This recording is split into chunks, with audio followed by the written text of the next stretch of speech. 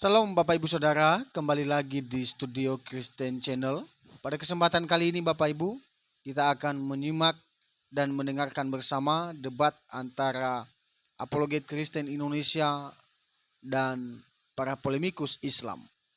Dalam debat ini, para polemikus kepanasan melihat penjelasan tentang apologet Kristen Indonesia ini tentang Alkitab, bagaimana Alkitab menjelaskan bahwa Yesus Kristus adalah Tuhan dan Dia adalah jaminan keselamatan itu.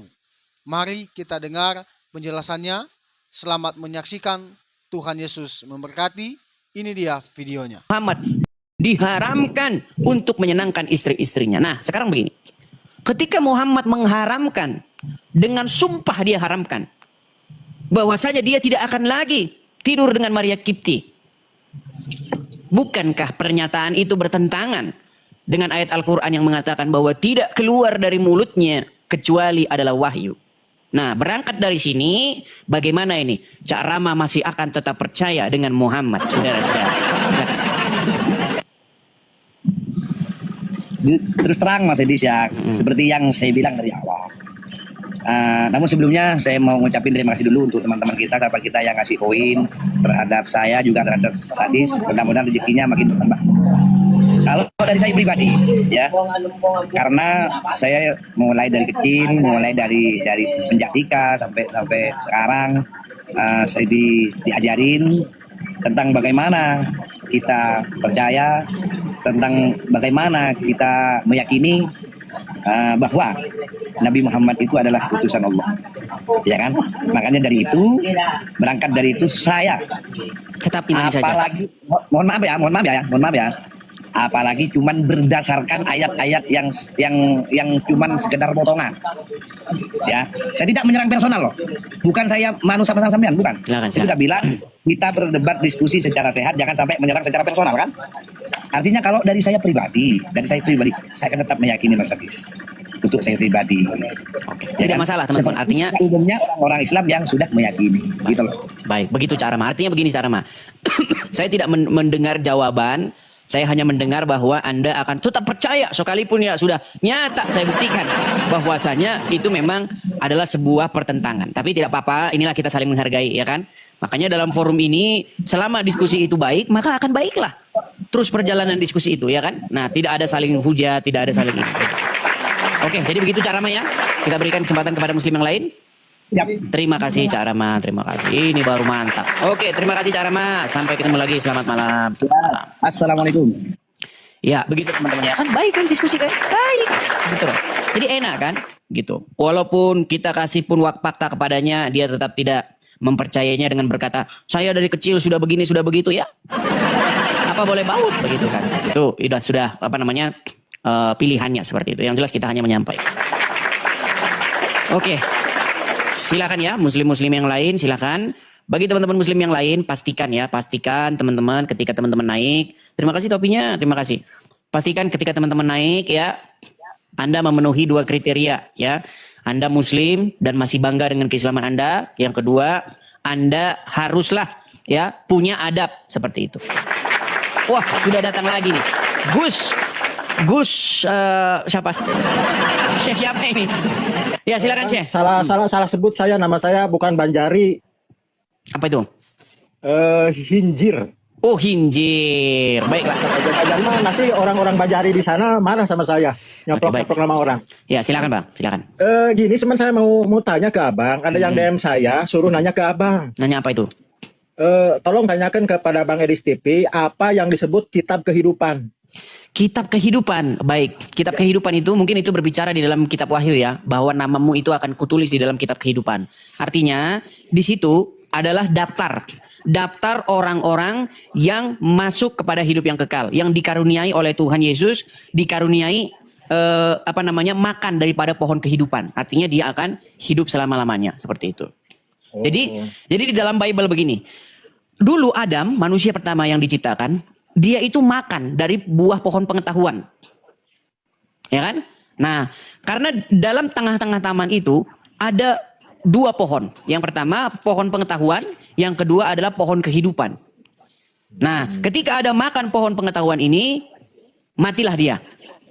Nah, lalu Tuhan itu mencegah, ya, ada di situ dikatakan malaikat-malaikat itu mencegah supaya Adam ini tidak makan pohon kehidupan. Nah, sehingga pohon kehidupan itu sekarang itu tersembunyi.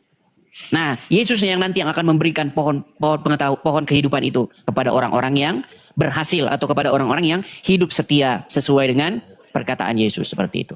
Nah, lalu Bang, apa itu pohon beneran, Bang? Itu yang di Taman Eden itu, apakah itu ada pohon beneran? Apa itu ada buah beneran? Apa masa ada buah kehidupan? Ada buah penghidupan? Sebenarnya begini, Bang. Banyak bahasa-bahasa metafora di dalam Bible itu. Jadi, kalau saya pribadi ditanya, ya, apakah itu adalah buah pohon betulan, ya, di itu seperti apel betulan? Saya rasa tidak. Itu mengandung makna yang maknanya itu sesungguhnya bukan pohon betulan. Begitu. Betul, Seperti itu. ya, betul. Berarti Bang mirip-mirip juga ya? Oh, kirain bukan itu, kalau itu ya. Saya ngerti. Ngerti.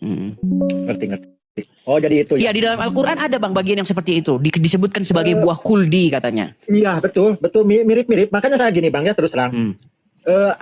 Mungkin antara Islam dan Kristen, kalau menurut saya kalau disebut mau diakui tidak diakui banyak kesamaannya, Bang. Nah, ini kalau kesimpulan saya, Bang, ya. Setelah saya meneliti Al-Qur'an, saya meneliti Bible secara independen, ya. Saya tidak terpengaruh dari yang namanya dogma, tidak terpengaruh dari namanya pendapat, walaupun saya sebenarnya Kristen dari lahir. Ya, tapi saya buka dan saya berusaha seobjektif mungkin. Saya berusaha seadil mungkin. Saya periksa, saya teliti. Sulit bagi saya, sangat sulit bagi saya untuk tidak menyimpulkan bahwa Al-Qur'an melakukan plagiatisme terhadap Bible.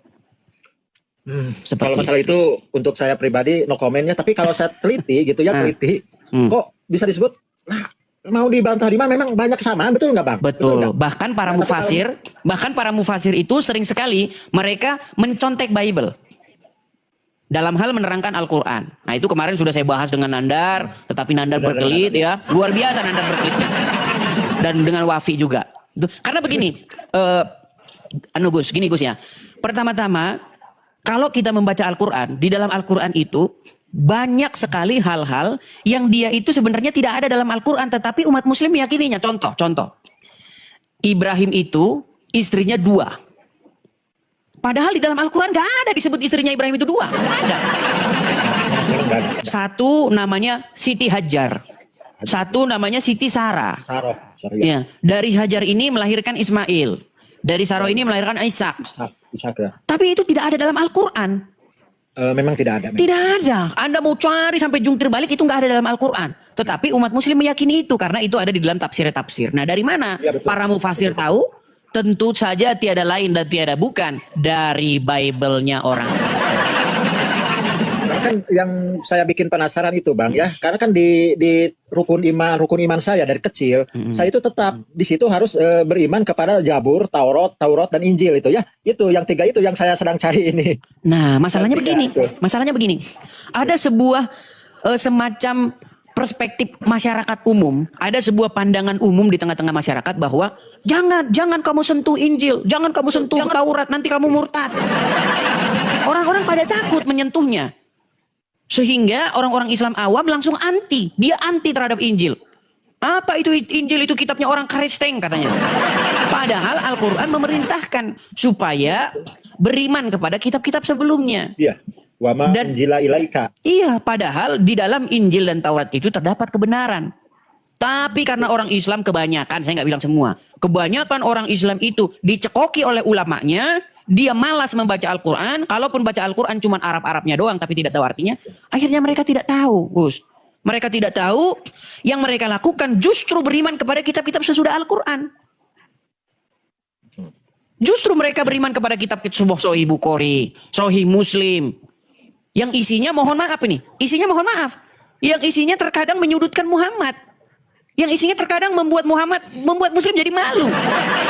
Saya kasih contoh. Di dalam kitab-kitab hadis tersebut katanya Muhammad menikahi anak di bawah umur. Umat Muslim banyak yang menolak itu hadis palsu katanya. Loh, ya kan? Terus Muhammad kena sihir. Muhammad menyuruh orang minum kencing hewan, kencing onta. Iya, betul. Menurut kitab-kitab itu. Nah, makanya saya bilang, kenapa kalian umat muslim justru kalian percaya kepada kitab-kitab sesudah Al-Qur'an, padahal Al-Qur'an menyuruh untuk beriman kepada kitab-kitab yang sebelum Al-Qur'an, yaitu kitab Injil, kitab Taurat, karena di dalamnya terdapat kebenaran. Nah, ini yang saya bilang miris ketika saya membaca Al-Qur'an, mengapa orang Islam jadi seperti ini? Gitu loh. Mereka malah beriman kepada kitab syekh ini, kitab ulama ini, yang mereka sendiri saling cakar-cakaran. Takbiratul ihram saja beda-beda. Ada yang begini, ada yang begini. Ya kan? Ya betul Bang. Kalau masalah cakar-cakaran itu menurut saya di berbagai sektor Bang. Mulai dari niatnya juga, niat udah cakar-cakaran itu. Dari niat, dari sesudahnya juga cakar-cakaran. Jujur itu fakta-fakta ya. Fakta itu nggak bisa berkelit itu. Kita di situlah karena apa sih? Menurut saya kita itu satu. Saya Islam satu, tapi ketemu dengan 10 Islam, kita nggak bisa bersatu. Betul sekali, makanya saya bilang pengalaman saya nih. Ketika saya bertemu dengan Muslim, ada 3 orang Muslim, saya akan menemukan 4 atau 5 jawaban yang berbeda-beda. Betul. Nah, ini kan seperti saya sholat kan ini yang umumnya sholat itu diartikan doa diartikan minta. Nah kalau menurut saya doa bukan minta Bang. Menurut saya ini doa itu adalah menghadirkan Tuhan di dalam kehidupan saya, itu namanya doa. Nah salah satu begini, pernah ada satu kejadian, ini kejadiannya kalau tidak salah waktu itu di Brebes, ya, ini viral ini pada waktu itu kejadian ini. Bagaimana ada seorang ibu-ibu, dia sehabis sholat subuh masih menggunakan mukena, mohon maaf, dia menggokok anak-anaknya. Kalau tidak salah ada 3 anak-anaknya. Masih ingat peristiwa itu? Nah, ketika saya tahu peristiwa itu, saya baca di dalam Al-Quran. Disebutkan di dalam Al-Quran, sesungguhnya sholat itu adalah mencegah perbuatan mungkar. Bayangkan, sholat itu mencegah perbuatan mungkar. Tapi ini ada orang sehabis sholat, dia malah menggorek anaknya. Saya harus pakai bahasa saya pelintir ya teman-teman ya. Menggorek itu saya bilang maksudnya menggorok ya. Dia menggorek 3 anak, kalau tidak 3 anak kecilnya. Nah, setelah saya baca, saya pelajari apa yang dimaksud sholat di dalam Al-Quran. Yang dimaksud sholat di dalam Al-Quran, ternyata saya baca sholat itu adalah mencegah perbuatan mungkar. Ya, pasti. Tapi ketika saya tanya orang Islam, sholat itu adalah yang begini-begini. Makanya saya baca dalam Al-Quran. Di mana ada sholat yang begini-begini dalam Al-Quran? Saya sudah baca Al-Quran selama 13 tahun.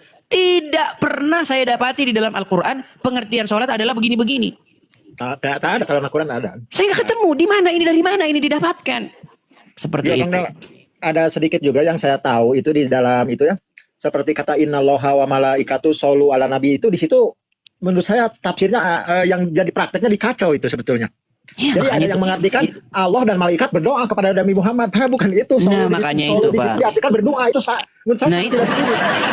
Makanya bahkan begini, Bang. Bahkan ketika saya ngobrol dengan Muslim, saya tanya nih, kamu sholat persis seperti yang diajarkan Muhammad? Iya.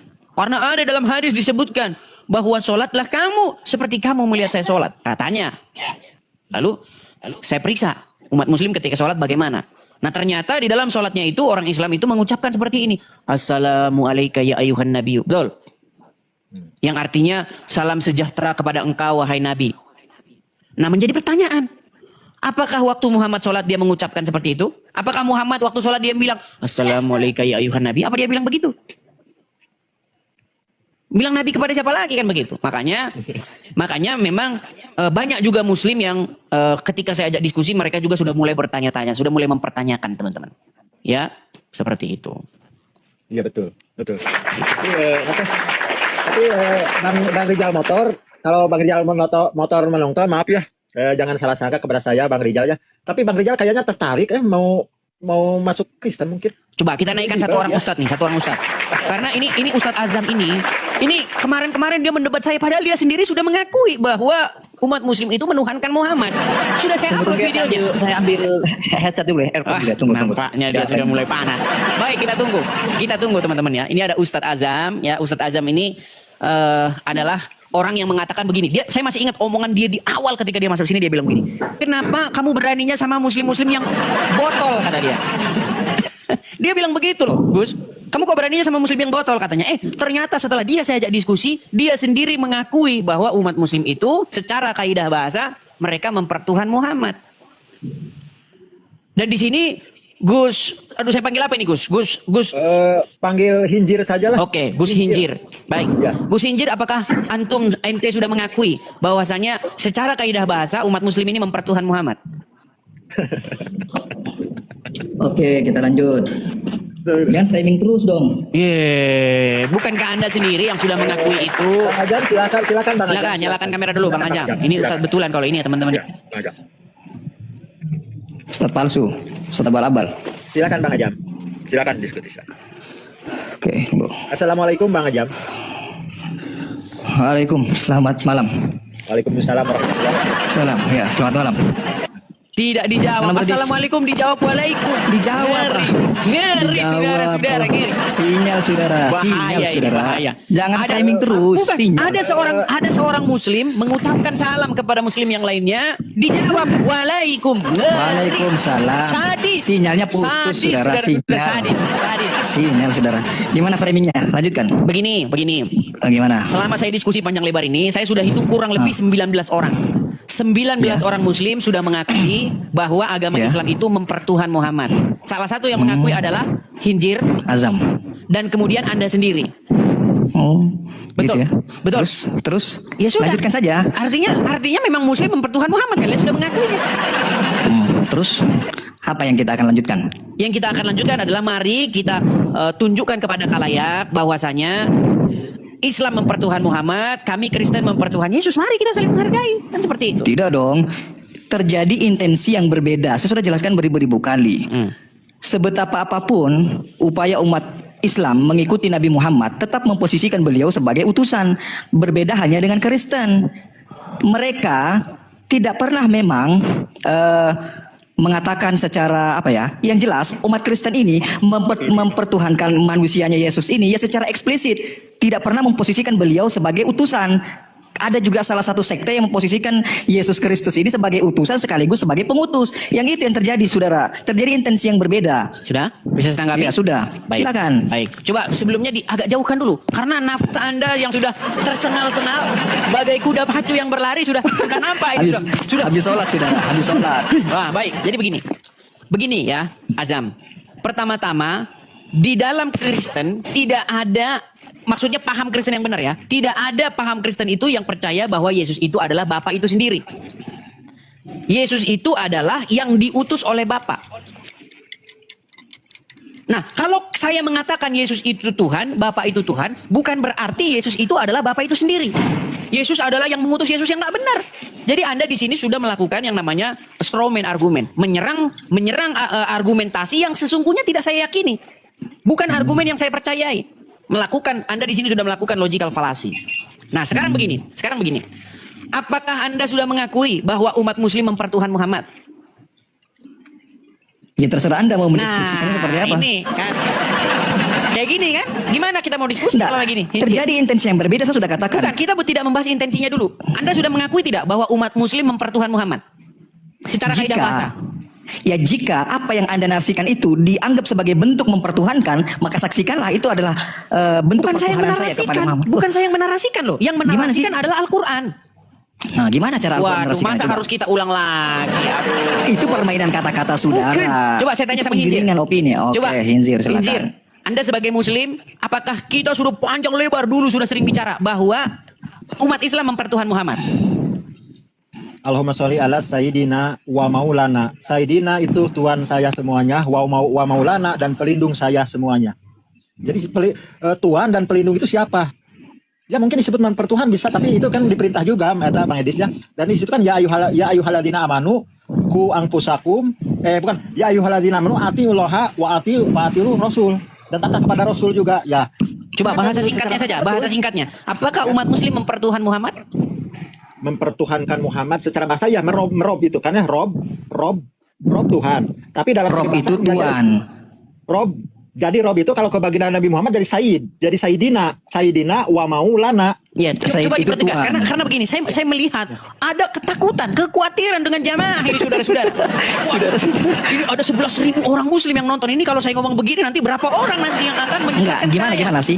Saya kan sudah jelaskan terjadi intensi yang berbeda sebetapa Bukan, apapun sebelum kekuatan umat muslim. begini, Bung Azam, sebelum kita Gimana sih? membahas intensi, sebelum kita membahas maksud dan tujuan, kita itu membahas apakah benar secara kaidah bahasa yang dinarasikan oleh Al-Quran umat muslim mempertuhan Muhammad. Kita jangan ulang lagi. Kemarin kan kita sudah panjang lebar bahas. Ada salah satu ayat di dalam surat Al-Ahzab.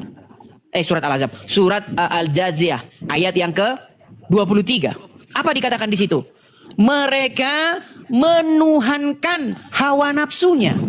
Nah, saya tanya kepada Bung Azam, jangan bilang narasi saya loh. Oke, Ini oke, Bung lanjut, Azam lanjut, fitnah saya. dapat. Saya bilang begini. Tidak, Bung tidak. Azam, Lanjut, Bung Azam. cepat. Menurut Al-Quran, apa pengertian mempertuhan?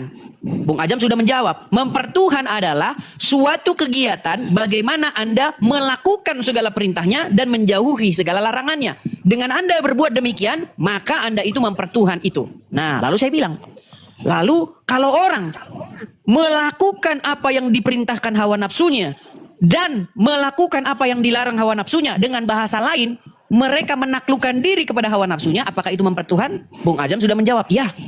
Nah, jika seseorang menaklukkan diri kepada iblis, melakukan kehendak iblis, melakukan perintah iblis, menjauhi larangan iblis, apakah itu mempertuhan? Bung Azam sudah menjawab, iya. Artinya, mempertuhan adalah suatu perbuatan menaklukkan diri Anda di hadapannya sehingga Anda takluk, tunduk, mengikuti apapun yang diperintahkan. Lalu saya tanya kepada Bung Azam, kalau Bung Azam masih ingat, apakah Anda berbuat demikian kepada Muhammad? Betul. Anda sudah menjawab, kami umat muslim. Udah belum? Kami umat muslim takluk mengikuti segala perintah Muhammad. Bahkan dikatakan ketika Muhammad bicara, yang kami lakukan hanyalah sami'na wa ta'na. Kami mendengar dan kami taat. Nah, gitu ya. maka dengan hukum yang sama, apakah itu mempertuhan? Ustadz Azam sudah mengakui kemarin, ya, secara kaidah bahasa memang kami mempertuhan. Sekarang kenapa berbelit-belit, saudara-saudara? Iya, saya jawab. Saya berikan sebuah jawaban dalam bentuk saya kemas dalam sebuah pertanyaan. Jika ada seseorang yang mengikuti instruksi dari orang lain yang bernama A, di mana orang lain tersebut melakukan sesuatu atas instruksi dari B, apakah orang yang melakukan instruksi A mempertuhankan si A tadi? Baik, saya jawab ya, saya jawab. Hah.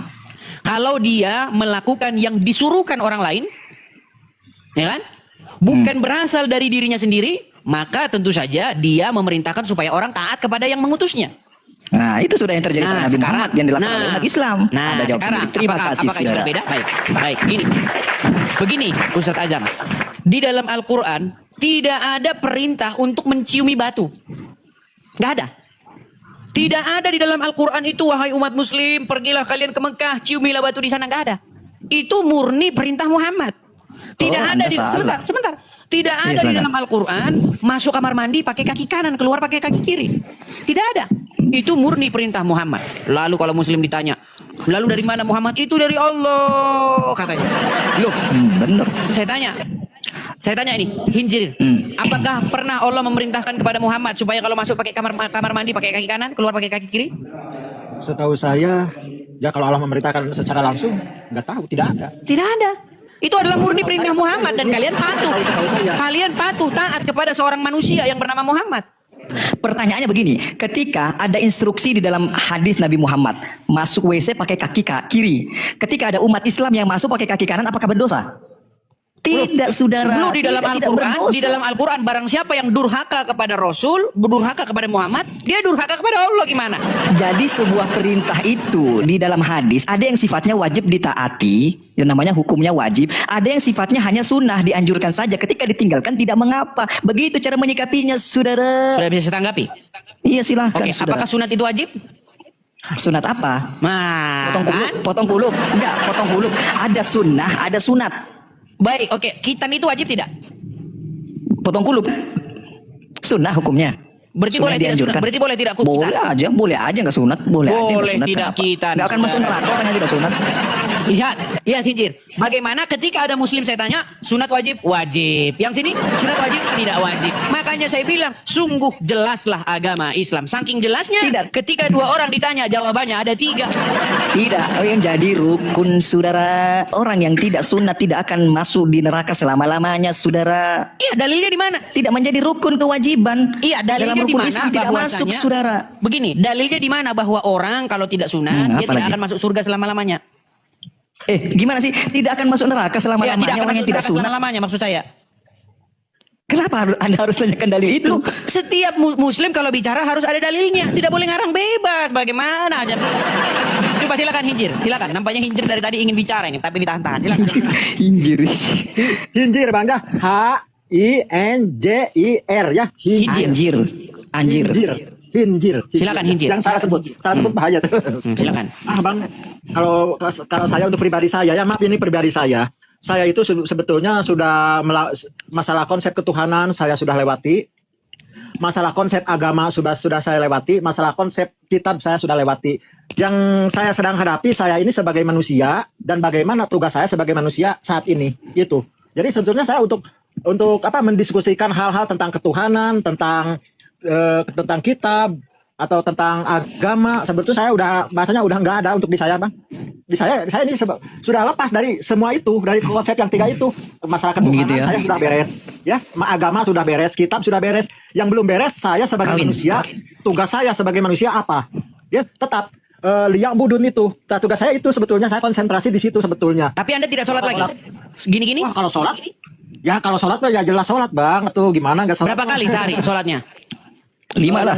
Yang wajib 5, tapi kalau yang sunat bahkan ya saya paling getol, Bang. Kifaratul baul, Kan? birrul walidain. Beda-beda kan? Sekarang Iya, emang benar itu. sekarang begini. Ada di Sekarang begini, Hinjir. Di dalam Al-Qur'an sholat itu berapa kali disuruh? 5. Kalau dalam satu ayat 3 itu dalam satu ayatnya saya dalam satu ayat Satu bilang yang saya 3, satu bilang 5. tahu. Ya, dalam Ada satu beberapa ayat. mungkin Ada beberapa ayat yang menjelaskan bahwa sholat itu 5 waktu. Yang pertama yang 3 ayat. Nah, ini sungguh fitnah yang nyata ini. Yang mana Anda katakan 3? Nanti saya tambahkan 2-nya. Baik, sekarang begini. Sekarang Saya cerikan begini. Gus dalilnya. Azam ya. Azam, Pusat Gus Azam. Azam. Ya, dan juga Gus Hijir gini. hijir. Pertama-tama, angka 5 itu didapatkan dari inisiasinya Musa. Inisiasi Bukan Musa dalam gimana, Al-Quran. bro? Loh, Yang 3 itu dengar. Gini. Coba dengarkan ya. Begini, pertama di dalam riwayat itu disebutkan Muhammad itu katanya Isra wa Mi'raj. Betul? Betul. Nah, ketika Ya. dia naik katanya ke langit, ke Sidratul Muntaha, yang menurut Al-Quran naik ke langit itu butuh waktu 1 hari dan itu 50.000 tahun. Makanya sebenarnya Muhammad belum pulang sekarang itu. Karena dia naiknya menurut Al-Quran, malaikat naik menghadap kepada Allah itu dalam 1 hari kadarnya. Tapi kadar 1 hari itu 50.000 tahun. Makanya 50.000 tahun di akhirat. Udah sebelahnya dibantah langsung. Loh, Udah di 50 akhirat tahun ribut perhitungan akhirat. Baik, kita lanjutkan ya. Iya. Ketika itu disebutkan dalam narasi itu, Allah itu menyuruh supaya apa? Supaya sholatnya itu 50 kali sehari. Betul. Terus? Nah, setelah Betul. itu ditawar, suruh Musa menawar. Yang nyuruh nawar itu Musa. Kalau Muhammad tadinya lugu-lugu aja dia. Turun. Dia lugu-lugu aja. Yang nyuruh menawar itu Musa, dibilang, "Muhammad, kamu nggak kuat, balik." Nah, balik lagi Muhammad. Nah, setelah Muhammad balik, ditawar jadi 45. Balik lagi, 45 ya. lapor dia sama Musa. Muhammad jadi tukang lapor sama Musa ini. Dia bilang begini, 45 masih nggak kuat, balik katanya. Balik lagi, jadi 40. Terus, akhirnya jadi 5. Nah, setelah 5, Muhammad turun.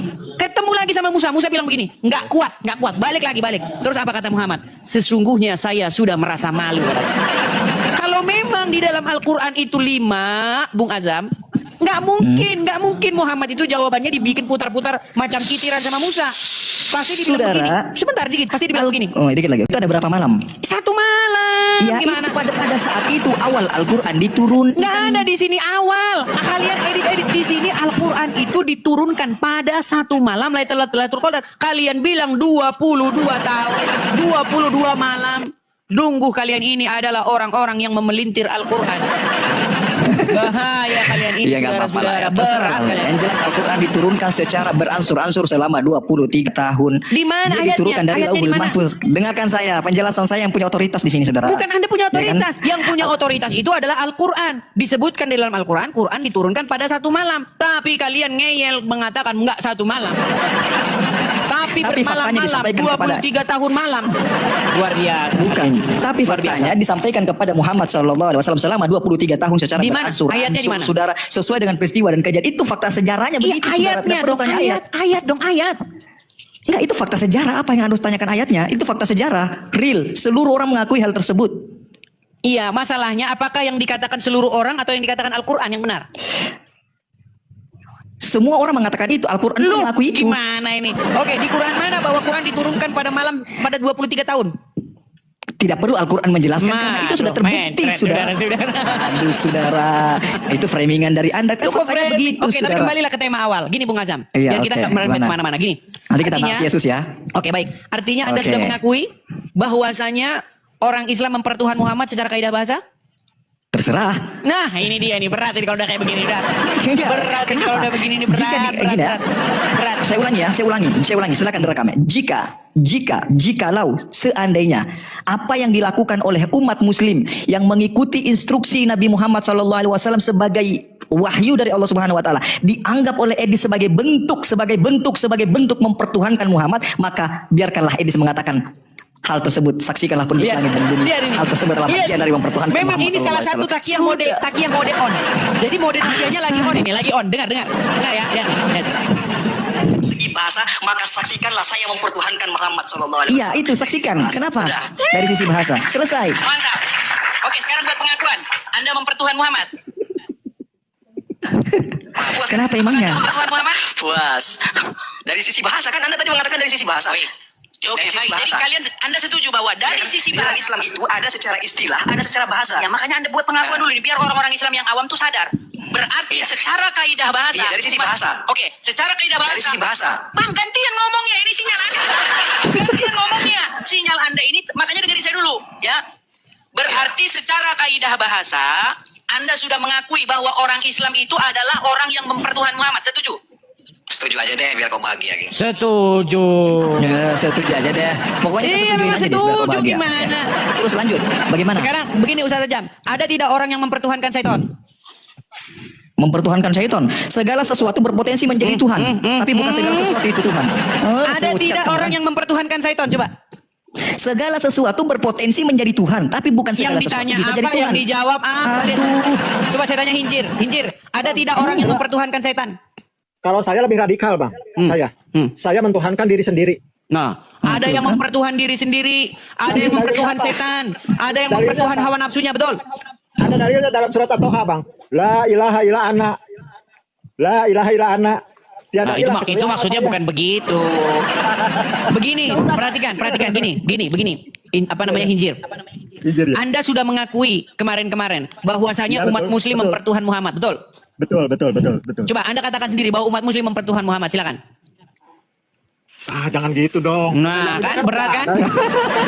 Karena memang sulit Gimana, mengakui kenapa kenyataan muter-muter dan di situ kebenaran terus? ini. Bang, enggak, bahasanya jangan mempertuhan itu terlalu ini. Loh, tapi faktanya mempertuhan, betul? Ya Sayyidina wa Maulana udah cukup, jangan. Oke, apakah Muhammad itu Rob? Kapan Muhammad mengaku menjadi Rob? Kapan Nah, Muhammad kan mengaku nambah menjadi pelit Rob? kan? Enggak, kapan Muhammad mengaku Memang menjadi Rob? saudara, ketika kita bicara dengan muslim, memang mereka ini Enggak memang gini, seperti ini, tidak. teman-teman. Saya Kemarin bertanya bilang kapan Muhammad Rob, mengaku sekarang menjadi Rob? bukan. Enggak, kapan? Kemarin Muhammad bilang mengaku menjadi mempertuhan Rob? Muhammad, sekarang tidak Iya. mempertuhan.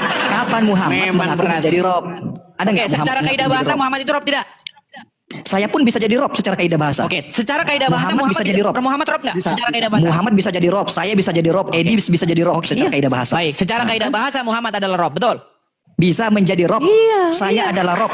Redis juga Rob. Bisa Oke. semua menjadi Rob. Oke, di Secara tengah-tengah kaidah umat muslim Muhammad itu Rob atau tidak? bahasa. Di tengah-tengah umat muslim, Muhammad adalah utusan. Berkelit. Aduh, kenapa Anda bingung? Apa pengertian Rob? Kenapa Anda bingung? Kenapa seseorang bisa disebut sebagai Rob? Dalam Rob itu keadaan bisa- seperti apa? Dalam posisi seperti apa? Secara sederhana, Rob itu artinya orang yang menguasai kita. Misal, Anda bekerja dengan saya adalah Rob Anda. Baik. Secara bahasa begitu. Baik. Dalam Artinya, konteks ketuhanan berbeda juga. sebentar. Jangan Begitu. pakai bahasa Indonesia dulu. Gini, dalam habis. pengertian yang benar, seseorang adalah Rob ketika dia satu mengatur, mengendalikan, terus. memimpin. Terus. Betul. Terus. Betul atau tidak? Lebih kompleks lagi. Pokoknya lebih kompleks lah. Nggak apa-apa. Apalagi? Dalam konteks antara tuan dan hamba, tuan dan budak atau tuan dan bawahan, seperti itu. Dalam konteks ketuhanan Berkelit lagi. dan hamba. Oke, ini terakhir. Itu terakhir. bahasa Biar Indonesia tidak berkelit. Biar Anda tidak yang berkelit. minim, Dengarkan. saudara. Ini berkelit ini. Mereka berkelit terus. Dengarkan. Saya tanya, ya apa Tuhan atau bukan? Dengar. Yesus. Ketika seseorang dia mengatur, mengendalikan, memimpin, apakah itu secara kaidah bahasa disebut sebagai Rob? Bisa disebut sebagai Rob, saya pun Oke, bisa. Baik. Jadi posisi Muhammad di tengah-tengah umat, betul tidak? Dia memimpin, kepada dia kita harus taat, patuh, tunduk, betul atau tidak? Iya. Berarti dia Rob Kenapa? tidak? Ada apa di situ? Secara kaidah bahasa dia Rob atau tidak? Secara Di tengah-tengah kaidah umat. bahasa, saya katakan, jangankan Muhammad yang jadi Rob, saya pun bisa. Muhammad bisa jadi Rob. Apakah Anda di tengah-tengah umat muslim? Dengar, apakah seluruh umat muslim takluk tunduk kepada Anda? Tidak. Berarti Anda Tapi- bukan Robnya umat Islam. Tapi orang-orang yang berada di bawah berat ini, saya sudah. Dengar, adalah sekarang gini. dengar. Apakah semua umat muslim taat takluk tunduk kepada Muhammad? Saya tanya. Tidak. Waduh, berat, makin berat lagi. Tidak semua umat muslim. Tidak Seharusnya, semua umat maksudnya muslim saya seharusnya. katakan. Apakah Seharusnya iya. Seharusnya iya. Oke, berarti siapa yang rob? Anda atau Muhammad? Di tengah-tengah umat muslim. Muhammad bisa jadi rob, Edis bisa jadi rob, saya bisa jadi rob. Aduh, kamu bingung. Kamu mulai kebingungan, saudara. Muter. Oke, apakah umat muslim bisa takluk tunduk kepada saya semua? Tidak dong. Iya. Apakah semua umat muslim diwajibkan takluk tunduk kepada Muhammad? Iya. Berarti umat muslim wajib menjadikan Muhammad sebagai Siapa? rob, betul? Siapa yang menyuruh umat muslim untuk tunduk dan patuh kepada Baik, Muhammad? berarti Hanya Muhammad wajib dijadikan gitu. rob, betul? Muhammad wajib dijadikan rob dalam segi apa? Iya, nah Muhammad wajib dijadikan sebagai rob kalian. Jadi wahai kaum muslimin, dengarkan pengakuan Ustaz Azam. Muhammad wajib kalian jadikan sebagai rob kalian. Tapi Rob dari sisi bahasa ya, betapa teman-teman. botol dan betapa botolnya Muhammad bisa jadi kalian rob. nggak paham-paham. Nih, saya sudah Muhammad punya bisa gambar jadi bagus. rob. Nih, saya sudah punya gambar Muhammad bagus. bisa nih. jadi rob, saya pun bisa jadi rob. Perhatikan nih, Iya kan? wajibkah sebentar. Apa namanya Gus Hinjir, saya turunkan sebentar ya Gus ya. Saya izin dulu ya. Ini biar anu. Tunggu dulu bentar. Silakan, Bentar, silakan. ada satu unek-unek yang saya Bang ini saya ada penawaran ya, ada penawaran. Mau bisnis tuh. Penawaran. Saya Rijal Motor dan Bang Juma masuk Kristen. Tapi syaratnya Bang Edis masuk Islam supaya seimbang gimana? Enggak, tidak mungkin, mustahil itu terjadi. Bisa kalau saya Rijal Motor kan udah Rijal Motor dan Bang Juma masuk Kristen saja supaya seimbang. Bang Edis masuk Islam, jadi kita seimbang. Gimana? Oke, baik Hinjir, saya turunkan dulu ya. Ya, terima Baik, kasih. terima kasih. Baik, ini tolong jangan berbelit lagi nih, Ustaz Ajam ya. Iya, Coba. silakan. Wajibkah menjadikan Muhammad sebagai rob? Wajib menjadikan Muhammad sebagai utusan. Kenapa Anda Muter kemana-mana? lagi. Kita Muter lagi. mengatakan sesuai apa yang diinstruksikan oleh agama, Luar saudara. biasa, saudara-saudara. Dengar. Pengertian rob adalah seseorang yang kepadanya kamu takluk, kepadanya kamu taat, kepadanya kamu dipimpin, kepadanya kamu mengikuti, betul? Ya. Oke, Tapi- sekarang wajib tidak tapi rob- wajib tidak Muslim berlaku seperti itu kepada Muhammad, wajib tidak? Wajib. Ya, oke, wajib sudah. berarti wajib umat Muslim menjadikan dia sebagai robnya, betul? Wajib, sudah. Pertanyaan saya, siapa yang berkontribusi menciptakan alam semesta? Jawab sudah. Kok lari kemana-mana? Iya, Anda terus yang bertanya dari Ini tadi. lari Siapa yang- kemana-mana, Ustaz Ajam, dengarkan. Wajib tidak menjadikan Muhammad sebagai robnya. Umat Muslim wajib tidak membuat Muhammad sebagai robnya. Dalam segi bahasa ya wajib, udah. Wajib. Dari sisi bahasa wajib menjadikan Muhammad sebagai rob. Dari sisi bahasa, ketika saya sebagai seorang bos dari sebuah perusahaan, maka saya wajib jadi rob. Baik, Udah. baik. Oke. Jadi umat Muslim wajib menjadikan Muhammad sebagai robnya. Wajib tidak Sekarang- menjadi. Sebentar dulu, ini mau Iya, iya, iya. kesimpulan. Iya, silakan, Wajib, iya, silakan, oke. silakan. Menurut Ustadz Azam, umat Muslim wajib menjadikan Muhammad sebagai rob. Nah, Dari wajib sisi tidak- bahasa. Oke. Udah, dari sisi bahasa, Oke. jawab dulu. Oke, dari sisi Jelaskan. Oke. Wajib oke. tidak menjadikan Allah sebagai rob. Wajib nggak menjadi. Oh, harus itu. Harus. Allah adalah rob. Jadi ada pencipta dua alam yang semesta. wajib dijadikan rob, betul? Tidak semua Ah, itu muter lagi pencipta nih. alam semesta. Itu Muter perbedaan. Salah lagi, jawab. muter. Saya ingin menguji Muter kekristenan lagi, Anda. Anda ini muter Kristen atau lagi. ateis? Dengar. Anda Kristen atau ateis? Wajib menjadikan Muhammad sebagai rob, satu. Wajib menjadikan Allah sebagai rob, dua. Berarti ada Wajib berapa yang menjadikan saya dijadikan sebagai rob juga. Sebentar. Wajib Ada juga berapa menjadikan yang saya wajib sebagai rob. dijadikan rob oleh umat Muslim seluruh dunia? Semua wajib dijadikan rob jika dia yang Buset, mengatur. Iya, saudara. Luar Saya biasa. wajib jadi rob. Saya pun wajib Oke, jadi rob, saya saudara. naikkan satu muslim lagi nih. Apakah akan membantu dia atau akan mengkafir-kafirkan dia, saudara-saudara? Baik, Iya, kita kasih naik silakan. ada. Sebentar, kita kasih naik ada siapa ya? Dis, Anda Kristen Teh atau Talua. ateis? Teh Anda Talua, Kristen atau sebentar. ateis? Sebentar. Ya, cepat Anda sekali boleh, ditanya. Anda boleh berspekulasi, Anda boleh memfitnah apapun Anda. terserah. Karena memang itu Tidak, ajaran tidak, Anda. saya- Baik. saya bertanya, Sebentar, saya bertanya. saya sapa dulu. Selamat malam. Teh. Malam. Ya, silakan nyalakan kamera, Bro. Muslim, Bang? Muslim, Bang? Oke. Jangan mau diadu, Bang. Sebentar, Muslim, Sama Bang? Edis.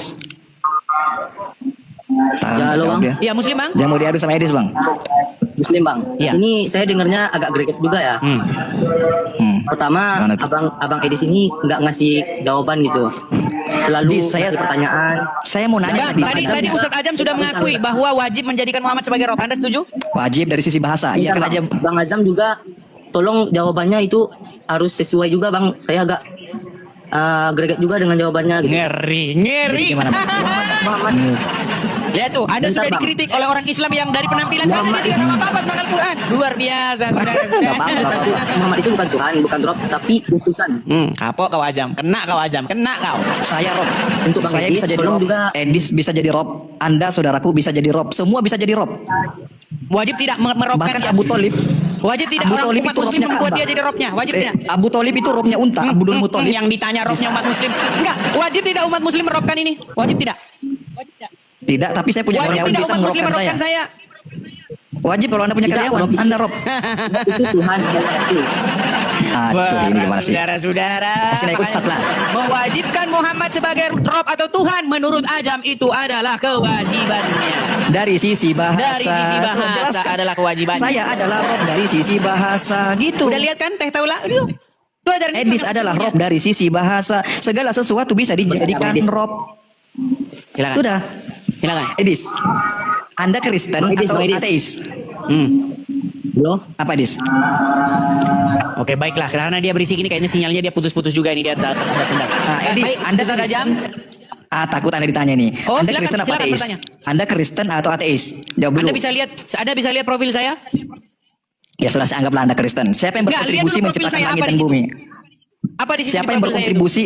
Siapa yang berkontribusi? Saya tidak mau digiring lagi. Siapa yang berkontribusi menciptakan langit dan bumi? Silakan jawab. Menurut Bible, firman Tuhan menjadikan alam raya dan segala isinya. Dengan firman Tuhan, langit dan bumi dijadikan. Selesai? Siapa yang berkontribusi menciptakan langit dan bumi? Sudah saya jawab. Kemana-mana lagi jawab. Sudah saya Siapa? jawab. Sebut.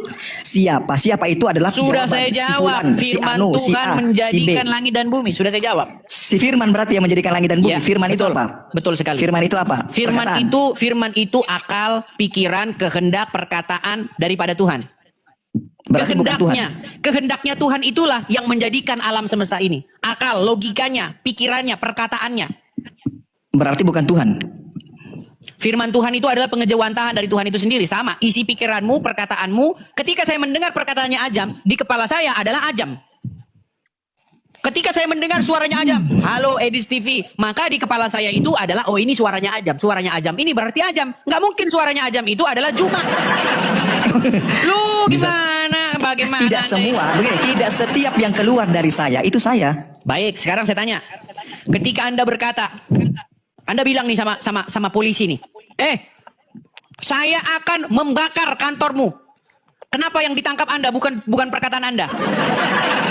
Yang ditangkap, fisiknya kan saya. diadili, yang disidang dan yang diponis itu bukan omonganmu, tetapi orangnya yang ngomong, betul? Betul. Betul. Kenapa bisa seperti itu? Kenapa? Berarti yang berkontribusi tadi saya tidak mau digiring. Berarti yang berkontribusi tadi siapa? Karena Tuhan. perkataanmu adalah manifestasi dari dirimu, betul? Berarti yang berkontribusi tadi siapa? Perkataannya, bukan Tuhannya gitu. Kalau Anda tidak bisa mencerna itu ya mungkin Anda perlu sekolah lagi. Tadi kan sudah saya Anda bilang, sudah mulai. langit Ya, dan oke. bumi dijadikan oleh firman-Nya. Jadi Tuhan berfirman, jadilah terang, maka terang itu jadi. Lalu Tuhan berfirman pula, jadilah begini, jadilah begitu, jadilah begini. Jadi dengan firman Tuhan, langit dan bumi diciptakan. Sebenarnya Anda mengimani hal yang sama kok. Di dalam Al-Quran dikatakan, kul katanya. Dikatakan dengan perkataannya, dengan kalam. Betul? Tidak. Tidak. Oke, jadi menurut Al-Quran dengan apa? Dengan apa di situ Allah menjadikan ala langit dan bumi? Ya Allah menjadikan alam langit tidak dengan apa-apa, dengan dirinya Allah menciptakan tanpa berhajat dan butuh kepada apa-apa. Kenapa berat? Aduh. Jadi Allah berarti Allah Anda yang menciptakan salah. langit dan bumi tidak dengan berfirman. Dia berfirman, tapi Nah. bukan firman itu yang menjadikan. Iya. Ketika firman yang menjadikan berarti Tuhan butuh terhadap sesuatu gitu loh. Bukan butuh terhadap sesuatu, artinya Tuhan itu dengan pikirannya, dengan perkataannya itu tidak pernah dipisahkan. Betul? Betul. Iya, firman. Tetapi apakah Begini, pikiran itu yang dengarkan, apakah dengarkan. firman itu? Oke, Dengarkan. silakan. Perkataan Tuhan atau firman Tuhan itu pengejawantahan atau manifestasi daripada Tuhan itu sendiri, betul? Betul nggak? Silakan. Terus. Lu jangan Enggak, silakan. kalau manifestasi tidak. Kalau manifestasi itu tidak. Oke, jadi ketika Anda membaca Al-Quran itu firman siapa? Itu firman Tuhan tetapi bukan Tuhan. Anda harus bisa bedakan. Ya memang bukan Tuhan, tetapi itu pengejawantahan Iya, kan? dari dia, betul? Tidak. Terus? Tidak bisa. Terus Tidak itu bisa. perkataan orang lain. Ketika Anda katakan bahwa firmanlah yang menciptakan, berarti firman itu yang menciptakan bukan Tuhannya. Tuhan menggunakan pihak lain untuk menciptakan alam semesta. Makanya Begitu. ini sulit bagi Nah, Anda. sekarang nanti Anda akan Ini merujuk. akibat sering membenturkan kepala ke ubin jadi kayak begini, saudara.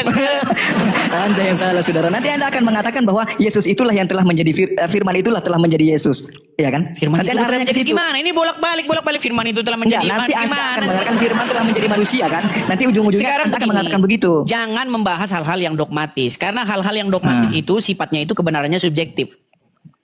Itu subjektif, Jadi itu nggak bisa menciptakan kita langit dan bumi perdebatkan. tadi. Yang bisa kita Oh, perdebatkan itu adalah hal-hal yang sama-sama kita terima secara logis, yang sama-sama berarti kita tadi kebenarannya Tuhan. itu sama. Firman Tuhan tadi, saya tidak sepakat kalau firman Tuhan. Iya, yang artinya menciptakan alam semesta ya Tuhan. Itu adalah sesuatu yang sifatnya itu subjektif. Terus. Nggak bisa kita memperdebatkan hal-hal yang bersifat subjektif. Jadi nggak bisa diperdebatkan di pertanyaan saya nih. Anda mentok sudah nih.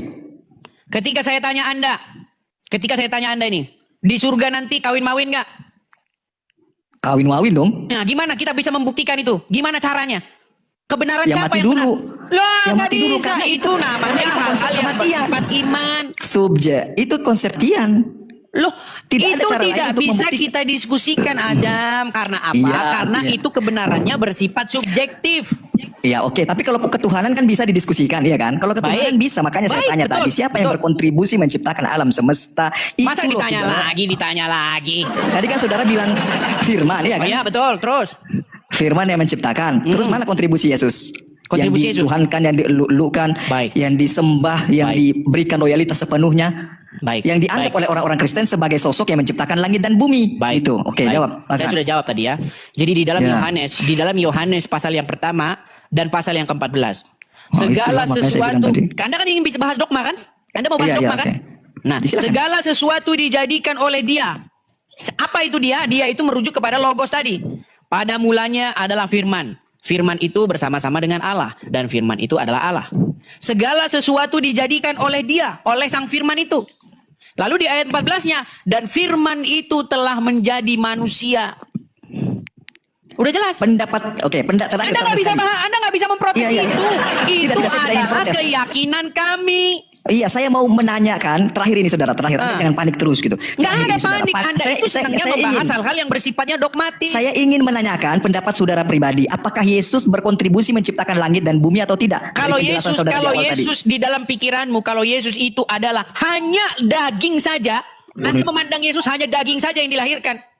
Nggak ada. Daging Yesus yang dilahirkan oleh Maria itu tidak menciptakan apa-apa. Tetapi kalau Anda berbicara Berarti mengenai Yesus sebelum Yesus menjadi manusia, maka kita bicara Yesus sebagai sang dafar, sang firman yang menjadikan langit dan bumi. Simpel aja Makanya Anda, Dio. makanya Anda Ada yang ini muter-muter saya. memandang Kalau Anda ini ditanya Yesus muter-muter hanya dari di sudut pandang manusia saja. Anda muter-muter di seperti Ya, saya. terserah, mau Anda tadi, bilang kan Anda kan muter-muter, merasakan tidak ditanya masalah. Pertanyaan saya, berarti menurut saudara pribadi Yesus berkontribusi atau tidak dalam penciptaan langit dan Jawaban bumi?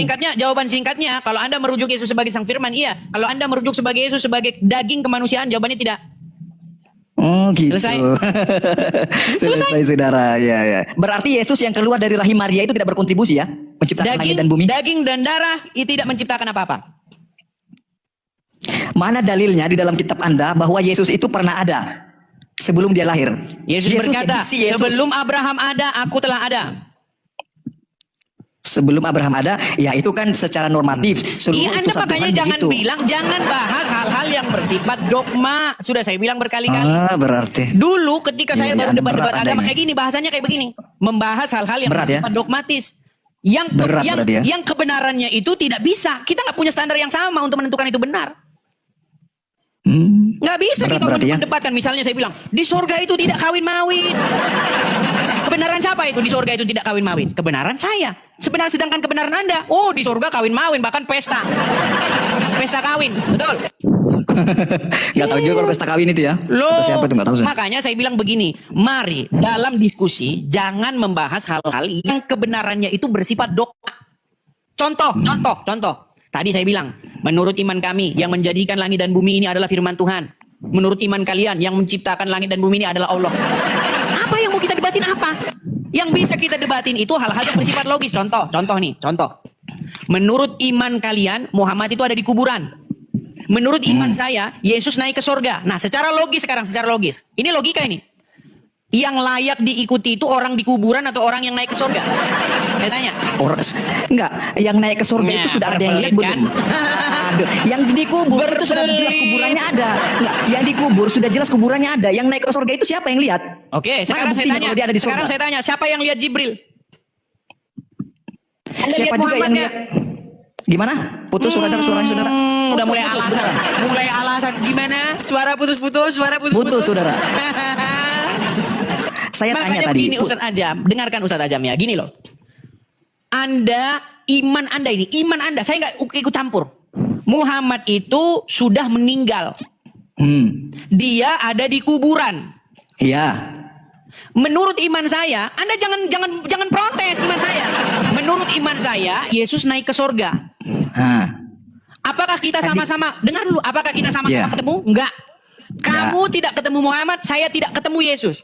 Kita semua percaya berdasarkan keterangan saksi mata yang memberikan keterangannya lalu menuliskannya dalam sebuah buku.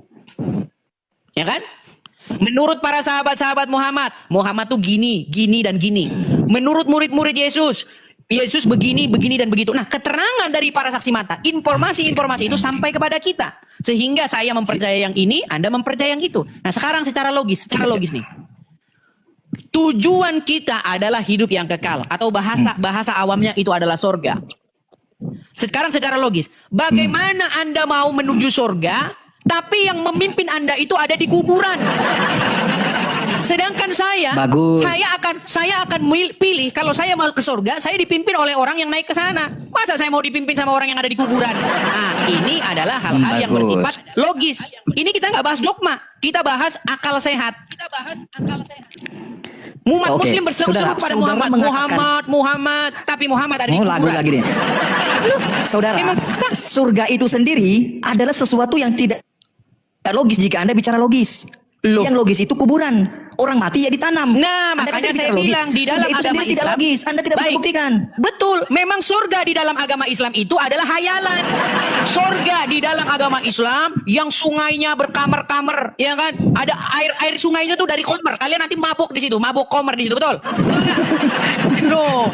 Sungainya itu langsung komer dan di situ ada Iya, gadis-gadis tapi yang tidak berpayudara besar, betul? memabukkan. Di situ dijelaskan tidak memabukkan. Anda ini gimana sih framingnya? Sebentar. Kurang bagus.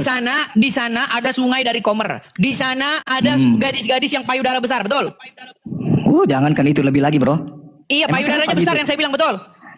Jangankan lebih dari itu. Nah, makanya saya bilang, katakan lebih dari itu, begini, dengar. Sekarang sebenarnya itu adalah hayalan dan omong kosong. Kenapa saya bilang itu hayalan dan omong kosong? Karena Muhammad yang cerita tentang itu dia ada di kuburan.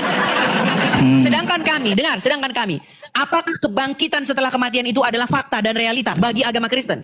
Bagi agama kami itu adalah sebuah realita.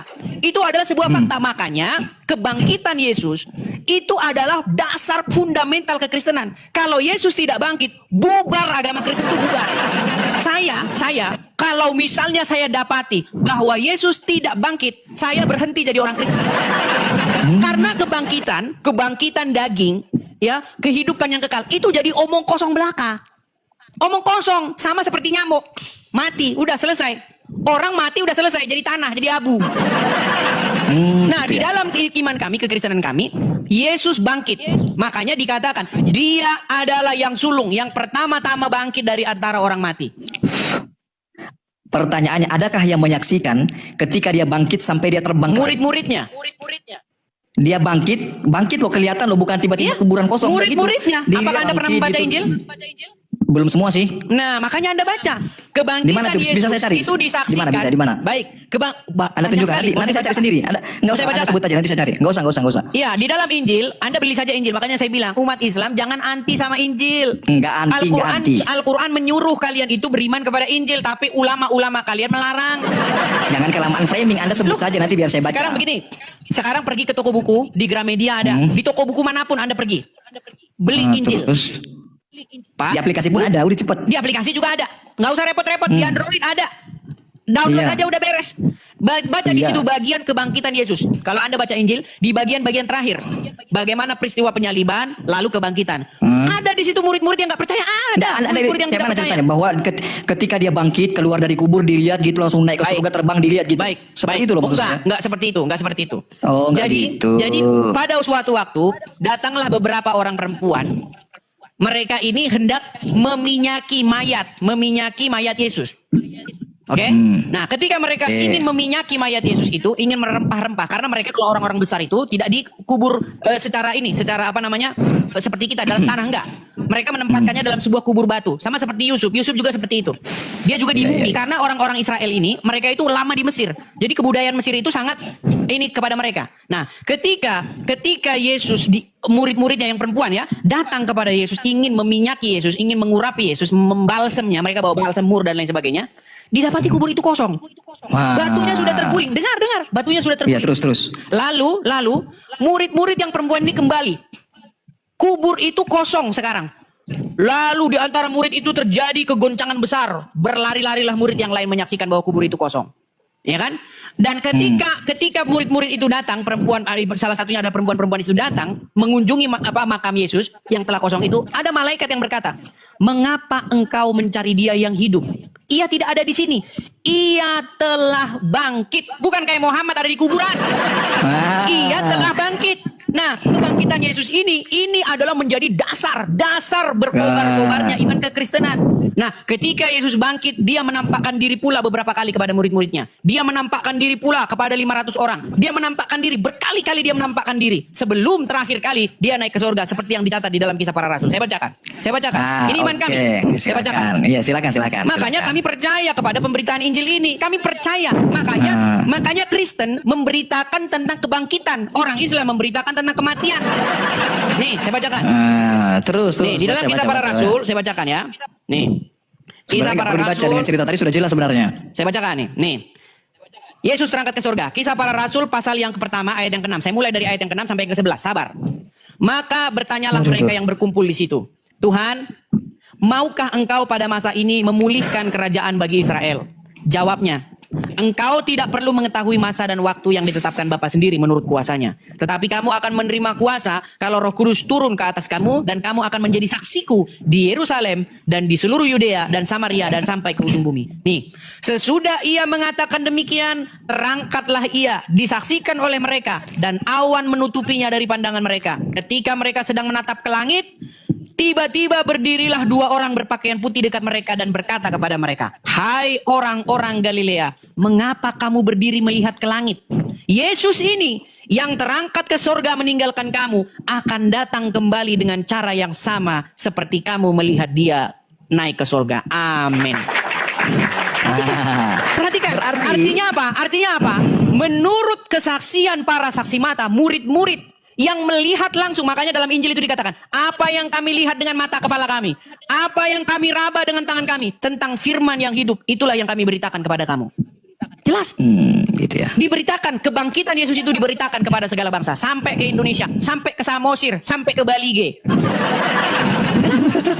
Berarti, oke, sudah boleh saya bicara ya. Silakan. Berarti secara logika yang Anda bangun dari tadi, yang Anda katakan tadi, kita tidak boleh berpatok terhadap dogma, bahwa itu narasi yang Anda sampaikan tadi menggugurkan statement Anda sebelumnya. Kenapa? Karena Anda mengatakan Yesus naik ke surga. Tapi ketika dia di dalam kubur dan ketika ada seseorang yang hendak mengusapi dia, Membalsam. meramu dia, membalsam dia, tidak ada yang melihat dia keluar dari kubur, kemudian proses dia keluar seperti apa, duduknya seperti apa, berdirinya, tidak ada.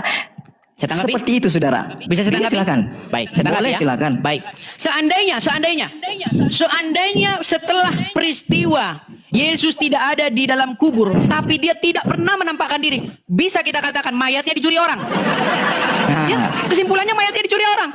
Seperti yang digosipkan oleh Mahkamah Agama. Ya, mereka menebarkan satu isu, bilang saja kepada prajurit-prajurit penjaga yang menjaga kubur itu.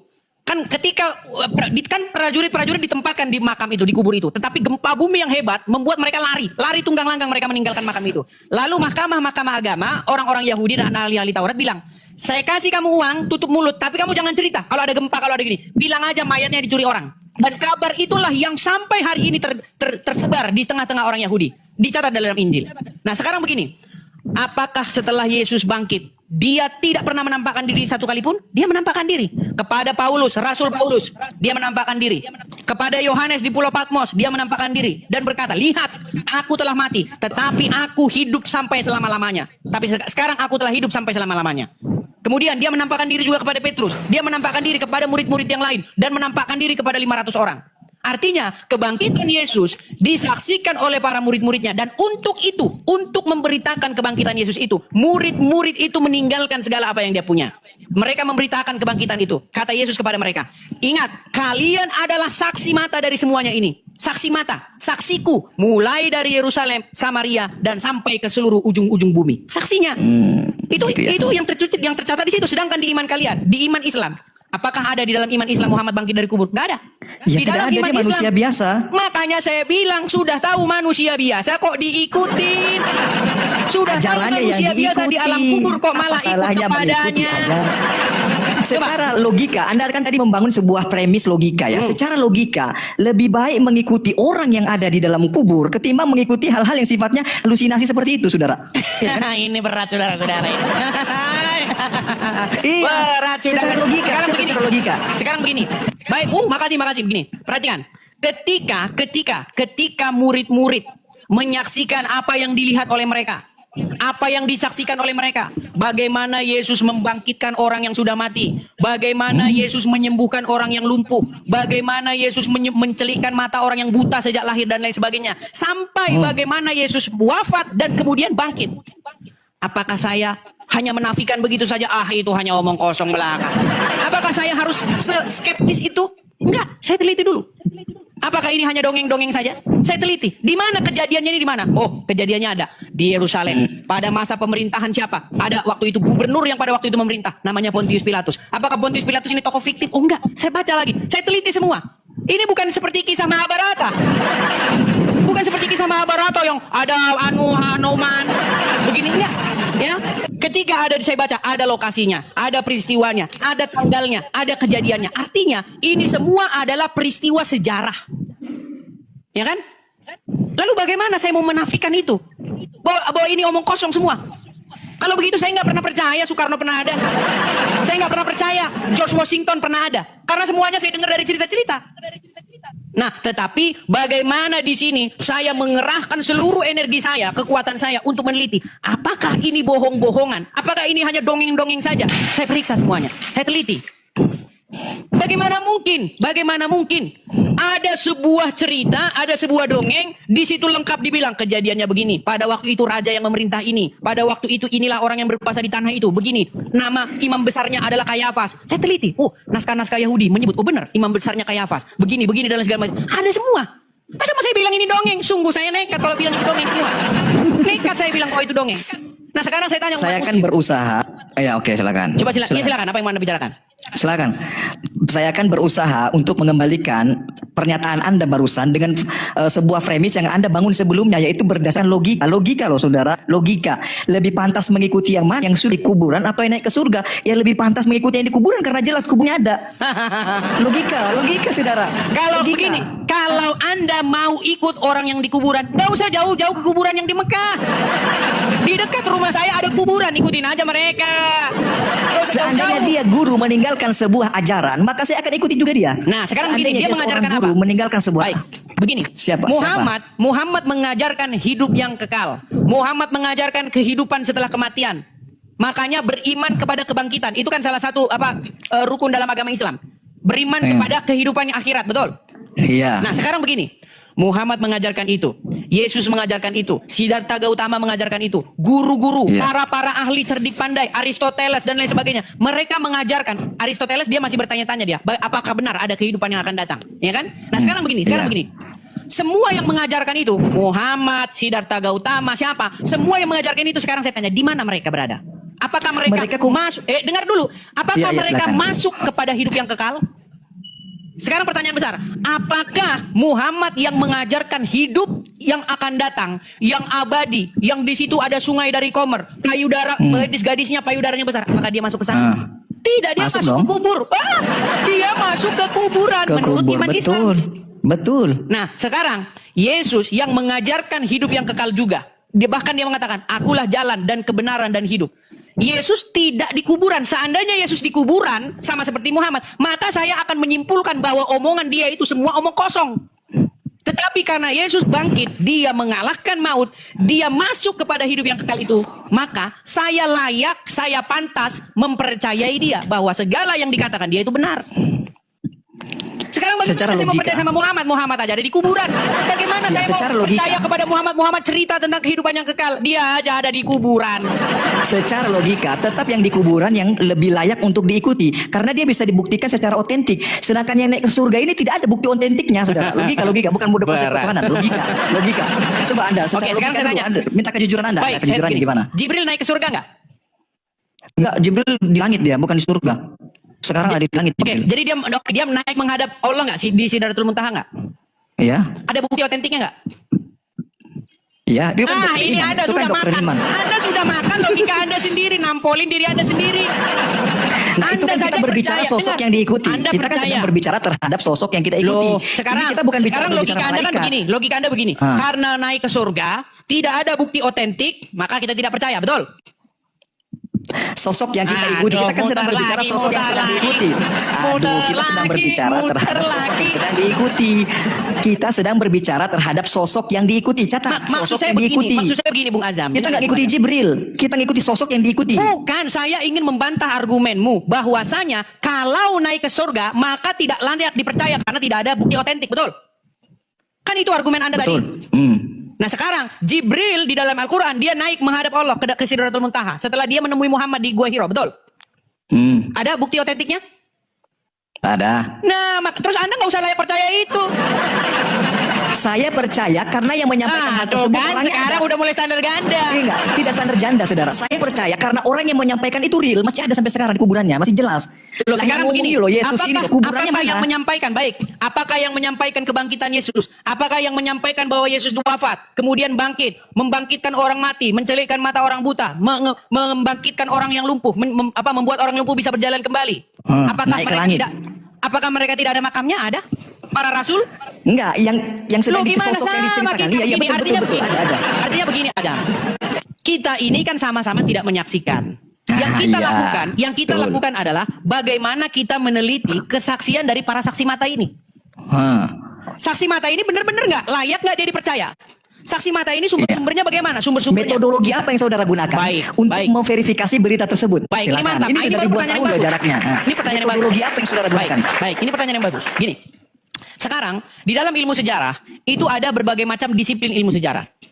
Ya, di dalam disiplin ilmu sejarah, sejarah itu dibagi dua. Sumber sejarah maksud saya, sumber sejarah itu dibagi dua. Sumber sejarah primer dan sumber sejarah sekunder. Nah, kita sumber sejarah primer tentang Yesus kita punya. Ya kan? Bagaimana kita bisa menemukan naskah-naskah, manuskrip-manuskrip yang mencatat berita tentang Yesus? Kita masih lihat manuskrip-manuskripnya sampai sekarang masih bisa kita akses. Walaupun ada beberapa di antara buku-buku itu yang telah rusak. Ada yang hanya tinggal beberapa lembar, ada yang masih utuh, ada yang masih ini. Artinya saya menaruh harapan, artinya saya punya harapan bahwa kepercayaan saya itu bukan hanya omong kosong. Artinya saya percaya bahwa ada naskah-naskah yang mencatat itu. Sekarang saya kasih perbandingan aja. Aristoteles yang kita percaya, yang kita sekolah belajar di dalam filsafat, ilmu-ilmu filsafat, kita belajar Aristoteles, kita belajar Socrates, kita belajar. Tahu nggak sumber-sumber sejarah tentang mereka itu nggak beberapa lembar doang. Tahu nggak hanya beberapa naskah yang mencatat tentang sosok keberadaan Aristoteles. Tapi kenapa kita tidak pernah meragukan? Kenapa tidak pernah kita meragukan Socrates bahwa dia sosok yang pernah ada? Makanya saya bilang, ini sebuah kemunafikan kalau kita menyangkal bahwa apa yang diceritakan di dalam Injil itu adalah fakta dan kebenaran. Nah, sekarang saya tanya balik kepada Begini Anda. loh, ya, silakan. Sekarang saya tanya balik kepada Anda. Silakan. Coba, sumber sejarah yang kita pakai untuk merekonstruksi biografi Muhammad. Jujur, dari mana?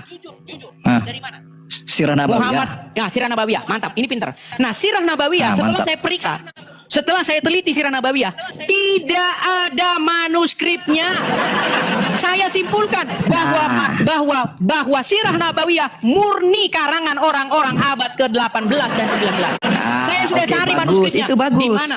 Bagus. Di mana ada? Saya Bagus. bilang, di mana ada manuskrip yang menulis Muhammad lahir pada masa pemerintahan siapa? Siapa raja yang berkuasa pada waktu Muhammad dilahirkan? Setelah saya baca, Bagus. saya baca.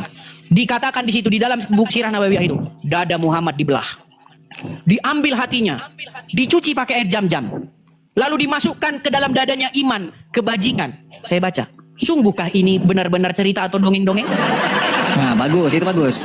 Sekarang saya tanya, Bahwa betul tidak Sirah ada riwayat Nabawiyah, seperti itu tentang Muhammad?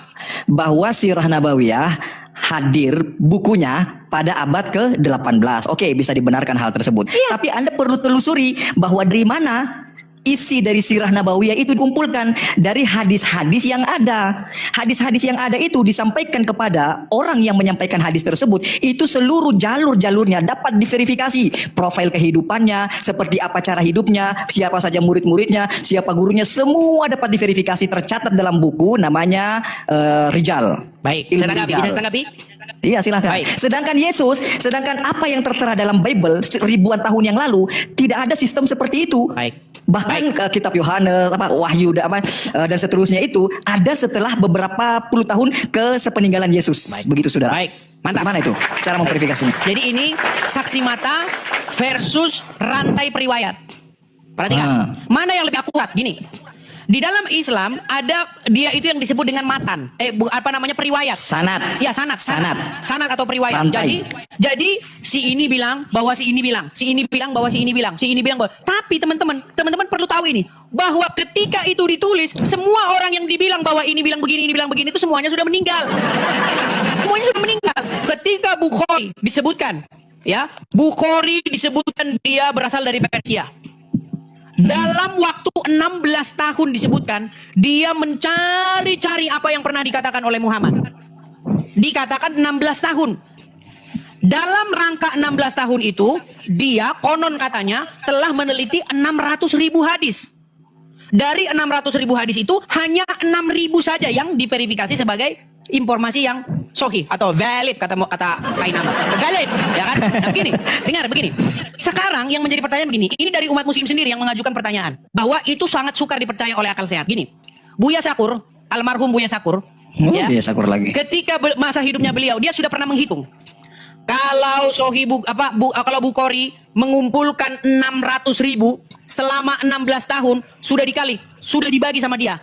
Sudah dapat angkanya bahwa dia meneliti satu hadis itu hanya dalam waktu 15 menit. Sekarang saya tanya, kapan naik kontaknya? Kapan dia nemuin si fulan? Kapan dia pergi ke sini? Makanya sangat-sangat disimpulkan, sangat-sangat diragukan bahwa Bukhari itu memang melakukan hal yang seperti diriwayatkan. Kemudian yang kedua, dengar yang kedua. Ini kembali kepada pertanyaan yang awal tadi. Gini, ketika Anda ingin menceritakan sesuatu, kalau Anda saksi mata, Anda tidak perlu sanad. Anda saksi mata ini, masa Anda perlu sanad? Petrus ketika meriwayatkan, apakah dia perlu sanad? Bahwa katanya Udin 2, Udin 3, Udin 4, Yesus bilang begini. Bukan begitu, saudara. Dengar. Semasa Artinya, Yesus masih dengar. hidup, sampai pada saat ini. Bible adalah keterangan dari para saksi mata. Makanya di situ nggak ada kata Udin. Sedangkan di dalam hadis. Emang Markus bertemu dengan Yesus? Baik, sekarang saya jawab. Apakah yang Bukhari bertemu dengan Muhammad? Tidak bertemu. Ketika Bukhari Tetapi ada mengatakan sebuah- dari fulan bertemu dengan fulan, apakah si fulan yang disebutkan itu masih ada atau sudah di kuburan? Ada yang masih ada yang sudah di kuburan. Iya, ketika itu diriwayatkan, mata rantainya paling tidak 3 orang di pada mata rantai itu sudah mati semua. Terus apa yang menjadikan hal tersebut tidak bisa dipercayai jika dibandingkan dengan Markus yang tidak bertemu dengan Yesus? Saya kasih tahu. Gitu loh. Saya pernah dulu kumpul dengan mahasiswa dari UIN. Ya, saya kumpul dan berdebat dengan mahasiswa dari UIN. Ini orang-orang Gitu udah ya? pasca sarjana. Ya, Iya. jurusan mereka adalah jurusan Islamologi. Mereka sangat-sangat kritis semua. Saya bilang begini sama mereka, masih ingat tahun 2015. Saya bilang begini, bro, teman-teman sekalian semua, karena masih mahasiswa kan, saya bilang begini. Ciri-ciri dongeng, biasanya mereka itu tidak bertanggung jawab terhadap tempat dan waktu kejadian. Saya kasih contohnya. Pernah dengar kita semua bagaimana kancil lomba lari dengan siput, dengan kura-kura? Bagaimana kancil mengakali buaya ketika kancil ingin menyeberang sungai? Kita semua pernah dengar. Sekarang saya tanya, di mana kejadiannya? Di Tidak sungai tahu, apa? karena tidak ada yang bisa diverifikasi. Baik. Tidak ada yang bisa diverifikasi. Kapan waktu kejadiannya? Tidak tahu, tidak ada yang bisa diverifikasi. Makanya saya bilang, ciri-ciri dongeng adalah ketika dia tidak pernah bertanggung jawab terhadap salah satu Bro, atau keduanya. Dengar dulu. apa yang disampaikan? Sabar dulu, Cepat. sabar dulu. Contoh, Malin Kundang. Malin Kundang oke, kejadiannya di Sumatera Barat. Apalagi? Oke, kejadiannya Itu di pun Sumatera hoax. Barat. Legenda Danau Toba, kejadiannya oke di Samosir. Tapi kapan kejadiannya? Tahun berapa? Pada masa Tidak pemerintahan ditahu. siapa? Nggak tahu. Tetapi apa makanya, yang makanya kita disampaikan simpulkan, oleh- dengar. Makanya kita simpulkan Aduh, bahwa itu nggak tidak dikasih lebih bicara nih, daripada saudara. tidak lebih daripada isapan jempol yang dipercaya oleh anak-anak yang pernah sekolah. Kan gitu. Dengar, tapi apa? Tapi apa yang disampaikan oleh ulama-ulama Islam dalam bentuk dalam bentuk sebuah informasi, dalam bentuk sejarah ataupun keilmuan, itu semua orang-orang yang menjadi mata rantai dapat diverifikasi. Oke, sekarang saya tanya, di mana Muhammad lahir dan pada masa pemerintahan siapa dia lahir? Kita bicara lokasi dan tempat dan waktu. Coba. Dia lahir di Makkah. Pada tahun berapa? Pada masa pemerintahan siapa? Oh, itu yang jelas ada ya, tapi saya tidak hafal. Kecuali saudara. Ya, ini saya jujur. Saya mengakui saya tidak hafal. Makanya saya itu bilang, hafal. makanya Pada Robert pemerintahan siapa? Robert Spencer dalam bukunya Did Muhammad Exist, dia membuat satu teori bahwa sosok Muhammad yang dikenal oleh umat muslim selama ini lebih merupakan sosok legenda ketimbang tokoh yang sejarah. Orang Kristen sendiri bro mengakui Michael Hart bahwa Sekarang Nabi begini. Muhammad adalah nomor 101 orang Apakah itu dari berbicara tentang apa? Bahwa dia sosok figur yang nyata, figur yang historikal? ya tidak mungkin dibuatkan sebuah buku kalau tidak historikal. Loh, kalau hanya tokoh yang mempengaruhi, banyak orang yang terinspirasi dari Superman, banyak orang Jika yang ada orang, terinspirasi. apakah ada orang yang mengangkat Superman sebagai tokoh? Saya waktu masa kecil saya terinspirasi dengan sosok Wiro Sableng. Makanya waktu kecil kerjaan saya bikin kampak Naga Geni 212. Waktu saya Ya, apakah Anda apakah Anda menulis buku? Apakah Anda yang menulis buku? Makanya saya bahwa bilang, Wiro Sableng itu adalah tokoh yang bisa orang diikuti. yang dengar sesuatu yang menginspirasi, tokoh yang menginspirasi kita. Walaupun Michael Hart pernah menulis buku, tokoh-tokoh yang paling berpengaruh di dunia, itu tidak menunjukkan bahwa tokoh itu adalah tokoh yang fiktif atau sejarah atau tokoh yang nyata. Tidak Loh, mungkin ditulis sebagai tokoh saya saja. kalau dia tidak Sekarang saya tanya, real berapa keadaannya. banyak orang yang percaya kepada terinspirasi dengan Raden Kian Satang? Berapa banyak orang yang terinspirasi dari sosok Wiro Sableng? Berapa Apakah banyak dia dianggap orang? sebagai tokoh? Apakah mereka tokoh yang nyata? Apakah mereka tokoh yang fiksi? Apakah ada yang menganggapnya sebagai tokoh? Hanya Loh, orang itu tokoh DUNU yang juga. menganggapnya sebagai Gimana? tidak ada. Hanya orang edan yang menganggapnya sebagai kecil, tokoh. sebentar, saudara. anak-anak kecil banyak mereka yang terinspirasi dari sosok Wiro Sableng. Ah. Makanya mereka main pendekar-pendekaran, kapak naga gini 212. Artinya Ya, sosok terus. itu mempengaruhi anak-anak. Apakah Apakah anak itu kecil sosok yang nyata? yang kurang begitu berakal dapat dijadikan sebagai Makanya saya rujukan? bilang seperti itulah kalian. Apakah Michael Hart itu adalah anak kecil gitu ya kan? Sekarang saya tanya. Muhammad lahir pada masa pemerintahan siapa? Siapa raja yang memerintah pada waktu itu di situ? Kalau itu saya belum tahu, tapi jelas ada. Makanya saya bilang Iya, nanti pada sesi lain saya bisa menjelaskan. Pada sesi yang lain. Ya, Kita kan, ini kan tidak ada persiapan. sangat diduga kuat. Sangat diyakini dengan kuat bahwasanya sosok Muhammad yang kalian kenal itu adalah tokoh fiksi. Tidak. Ada. Kalau Anda kasih saya kesempatan untuk membuka buku ya, Sekarang- mungkin beberapa puluh menit. Anda izinkan Saya nggak saya searching dulu. membuktikan? Anda izinkan nggak saya untuk menguatkan narasi saya bahwa dia adalah tokoh fiksi? Tidak saya izinkan. Nah, karena berdiri Anda sendiri takut umat argumennya. akan murtad. Tidak. Anda Saya takut belum umat Anda akan kasih murtad. kesempatan. Mungkin di kesempatan yang lain ya, kapan-kapan besok atau kapan saya naik, saya akan jelaskan pertanyaan Anda ini. Karena ini Loh. tidak ada persiapan tadi. Sekarang begini Azam, dengarkan ya Azam ya. Ya, gimana? Pertama-tama, di dalam sebuah riwayat disebutkan dada Muhammad itu dibelah. Terus apa Kemudian masalahnya? diambil hatinya. Apa masalahnya? Kemudian dicuci dengan air jam-jam. Apa salahnya gitu? Sekarang tolong pakai akal logika yang sehat. Menurut ayat itu katanya, hati Muhammad itu ingin dibersihkan dari noktah-noktah. Betul? Iya, bukan ayat itu, kisah. Iya, dari cerita kisah gitu. itu, dari sirah Nabawiyah itu. Sekarang saya tanya, kalau Anda punya pahit hati, Anda punya rasa iri dengki, penyakit hati, apakah Anda pergi ke dokter? Dokter, bedah dong hati saya, dada saya, cuci dong hati saya ini, biar hati saya bersih. Loh, Ada- apa bedanya dengan kondisi Yesus gitu loh? Makanya Apa saya bedanya dengan bilang kondisi sangat Yesus yang diduga diangkat ke keras langit? itu adalah riwayat-riwayat yang membuat melebih-lebihkan sosok Muhammad ini. Makanya Robert Spencer bilang, sesungguhnya Muhammad yang dikenal oleh umat muslim ini lebih merupakan sosok legenda ketimbang sosok yang Sudah. nyata. Kalau hal-hal seperti itu boleh dikritisi dalam Islam, tidak dipersoalkan hal-hal seperti itu. Berarti dikritisi. anda setuju setuju bahwa itu dongeng? Diperbolehkan. Saya tidak menganggapnya juga sebagai dongeng dan Anda saya tidak percaya? memperkenankan orang, saya mempersilahkan orang untuk mengkritisi hal itu. Oke, Anda Boleh percaya? itu mau dikritisi. Sekarang Saya Anda percaya. pribadi saya tanya, Saya apakah percaya Anda juga percaya? kalau ada yang mengkritisi. Enggak, Anda percaya bahwa dada Muhammad Saya dibelah? percaya. Anda percaya? Saya percaya. Oke, Saya tunjuk. percaya. Oke, sekarang begini. Sebagaimana Anda Dengar dulu, percaya dengan Yesus naik ke langit gitu loh. Saya itu percaya murid-murid terhadap hal menyaksikan. tersebut. Murid-murid menyaksikan. Sekarang saya tanya. Di situ dikatakan ke dalam dada Muhammad itu dimasukkan iman. Tidak, Dimasukkan- bagaimana Anda cara mempercayai bahwa yang dikubur itulah yang naik? Sedangkan Loh, tidak ada sekarang yang melihat begini sosok, aja. tidak ada yang melihat sosok yang keluar dari Perhatikan. kubur. Gini aja, Gimana? dengarkan. Nah, tadi saya sudah jelaskan itu panjang lebar. Sekarang begini. Tidak ada yang Di melihat. dalam- Anda di tidak dalam menjelaskan. ajaran- di Kitab dalam Anda hadis tidak itu. menjelaskan. Saudara, dengar, saudara. Di dalam kitab yang Anda baca tadi dan di narasi yang Anda sampaikan tadi, tidak ada yang melihat ada sosok keluar dari kubur kemudian duduk lalu berdiri. Murid-murid Ah, menyaksikan. Yang keluar dari kubur tidak ada. Baik. Murid-murid Baik, menyaksikan ketika ada murid-murid sosok yang mendengar malaikat di situ berkata, "Mengapa kamu mencari yang hidup di antara orang mati? Dia tidak ada di sini, dia telah bangkit." Yang berkata itu adalah malaikat. Metodologi apa yang Anda gunakan? Siapa tahu mereka berhalusinasi. Siapa tahu mereka Kalau Anda sedang kena skeptis, skizofrenia. kalau Anda Siapa tahu skeptis, mereka digoda. iya, masalahnya bukan Tidak, satu dua orang.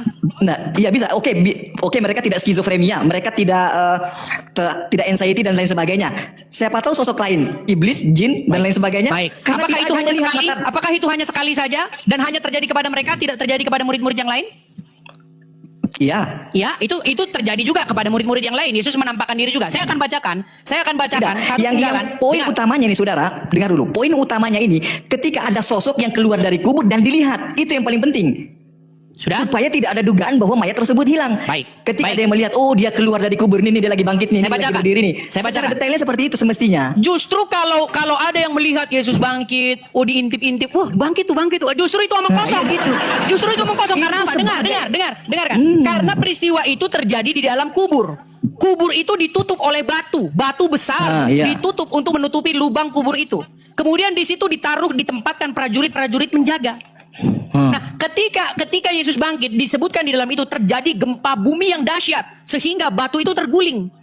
Nah, ketika batu itu terguling, ketika murid-murid datang untuk meminyaki Yesus, ya kan? Meminyaki Yesus. Kubur di- sudah kosong. Di situ dilihat kubur itu kosong dan batu Nah, sudah berarti terguling. tidak ada yang melihat. Nah, tidak ada yang melihat. berarti kan? sekarang apakah hanya berhenti Apa di situ? bedanya dengan Nabi Muhammad SAW Baik, tadi? sekarang yang apakah di Yesus tidak dadanya? menampakkan Sama-sama diri? tidak ada yang melihat. Sekarang Sama-sama Yesus tidak ada menampakkan yang diri tidak? Saya bacakan ya. Nih, saya melihat. bacakan. Ketika dia menampakkan diri, Sebentar, saya bagaimana bacakan caranya dulu Anda aja. memverifikasi Saya bacakan itu dulu Yesus aja, atau biar yang enak. lain? Baik, Nah, saya oke, bacakan dulu. Nih. silakan. Saya bacakan ya nih. Bagaimana tertulis di dalam sini. Saya buka Lukas pasal yang 24 karena terlalu panjang. Saya akan kutip saja inti-intinya begini ya. Lukas itu dari mana itu? Dia tidak bertemu dengan Yesus kan? Aduh. Dia menyelidiki kan? Ini Dia Anda menyelidiki nggak? Ini Anda namanya Anda Ah. mengalami sindrom skeptis Kok yang luar sindrom biasa. sih? Baik. Iya, kan Anda dari tadi berusaha membangun sesuatu dengan logika. Dia Oh, kan tidak jelas. bertemu dengan Yesus. Maka metodologi apa yang dia gunakan Baik, untuk menyampaikan Lukas informasi tersebut? sendiri dalam pembukaan Injilnya dia berkata, setelah aku menyelidikinya dengan seksama dari para saksi menyelidiki mata. kan? Loh, namanya sebuah laporan hasil penyelidikan itulah yang kita pakai sampai hari ini bahkan di dalam peradilan kita. Ketika polisi lanjut. menyelidiki, mengumpulkan bukti-bukti, mengumpulkan saksi-saksi, kemudian membawa perkara itu kepada penuntut umum dan penuntut umum membawa perkara itu kepada hakim. Maka Kalau hakim dalam memutuskan standarisasi, ya. apakah peristiwa Kalau- itu, loh, bagaimana Anda Ya, ini adalah kalau metode standarisasi yang masih kita kalau pakai dalam sampai hari ini. kalau dalam standarisasi kita tidak memenuhi kriteria itu Loh, sebenarnya sekarang saya menjadi tanya, kitab baik. KUHP Sekarang saya tanya, cocok. ini ada hakim nih, hakim. Ah, iya. Oke, hakim berdiri. Boleh, kalau di dalam sistem pidana boleh hakim dipakai. berdiri dengan jubah kehakimannya. Baik, dia sebagai wakil Tuhan dia ingin memutuskan sesuatu. Dia bilang begini, ada orang membawa perkara kepada dia. Dari mana kamu tahu itu semua? Kata hakim. Dari mana kamu tahu itu? Pak Hakim, saya seorang penyidik. Saya sudah meneliti perkara ini. Saya sudah kumpulkan bukti-bukti, keterangan para saksi mata. Saya kumpulkan. Saya bawa ke hadapan Anda, Pak Hakim. Silakan diperiksa. Baik, saya akan periksa perkara itu. Kata Hakim. Sekarang yang kedua, ditanya sama Hakim. Dari mana kamu tahu itu? Pak Hakim, saya dari Gua Hira. Kemudian ada yang menyampaikan. Hakim langsung bilang, ini martil melayang ke kepala kamu ini. Pergi kamu sana. Makanya saya bilang, metode di dalam Injil ini adalah metode yang benar-benar ilmiah, akademis, ya kan? Natural. Ini betul-betul yang masih bisa layak kita percaya. Lalu bagaimana kita percaya dengan keterangan orang masuk dalam gua bercerita tentang Yesus? Aduh, gimana ini Lep- kita ini? Masih bisa dijawab. Orang yang dari gua tadi menginformasikan tentang Yesus atau tentang orang-orang terdahulu, dari mana dia dapat info? Sedangkan dia tidak bisa baca dan tidak bisa tulis. Makanya itu justru menjadi Dari mana dia dapat pertanyaan. info? Menjadi Dari pertanyaan. mana? Dia Makanya. dapat info dari mana dia? Oh jelas dari Ayo, bisa. ngarang. Nah, bagaimana caranya Baik. dia mengarang sedangkan dia tidak pernah mendapatkan Baik. informasi? Saya sudah meneliti, saya sudah baca Bible. Bagaimana Anda meneliti? Saya sudah baca Coba, Al-Quran. bagaimana? Saya teliti keduanya bersama-sama. Ya, bagaimana? Sangat sulit bagi saya untuk tidak menyimpulkan bahwa Al-Quran melakukan plagiatisme terhadap Bible. Ah, iya, ke plagiatisme lagi. Plagiatisme lagi. Sekarang Al-Quran mengklaim bahwa dirinya adalah kitab yang melengkapi, sempurna sebagai batu ujian. Betul? Sekarang saya tanya, Yesus jelas disalibkan, wafat, kemudian bangkit. Menurut Al-Quran, sekarang saya tanya, orang-orang Wahyudi, mereka mencari-cari Isa atau Yesus dan ingin menyalibnya, betul? Orang-orang Wahyudi yakin gak Yesus itu dinaik ke langit? Baik. Orang-orang Sekarang poinnya di sini. Dikatakan di dalam surat An-Nisa ayat ke-157, wa ma qataluhu wa ma salabuhu walakin syubbiha lahum, betul? Betul. Nah, sekarang dikatakan begini, mereka tidak menyalibnya dan mereka tidak pula membunuhnya, melainkan yang diserupakan bagi mereka. Betul? Betul. Saya tanya orang Islam. Saya tanya Anda sekarang.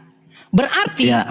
orang-orang ingin menyalibkan Isa atau Yesus, tetapi Allah membuat ada orang lain yang wajahnya itu diganti menjadi wajahnya Isa, rupanya dibuat menjadi rupa Isa, lalu dialah yang disalibkan. Iya. Iya, betul. Artinya dia ditumbalkan. Iya, ada orang yang ditumbalkan, betul. Oke, baik. Jadi ajaran tumbal itu ada dalam ajaran Islam. Ya kan? Jadi ada orang yang Ajaran- tidak dengar dulu. Ada orang yang tidak tahu apa-apa. Entah istrinya nanti juga nggak tahu kalau itu dia, anaknya nggak tahu kalau itu dia, orang tuanya nggak tahu kalau dia tahu dia, tahu-tahu mukanya dirubah jadi muka Isa dan dialah yang disalib. Nah, pertanyaan Kalau di saya, zaman itu kan di dalam Bible sendiri diakui bahwa memang ada jangan ke orang yang Bible mukanya dulu. mirip Anda, dengan Yesus. Anda mengatakan Quran lengkap. Anda mengatakan Quran lengkap. Iya. Anda mengatakan Quran penyempurna. Iya, Kenapa Anda iya. bersandar lagi kepada Bible?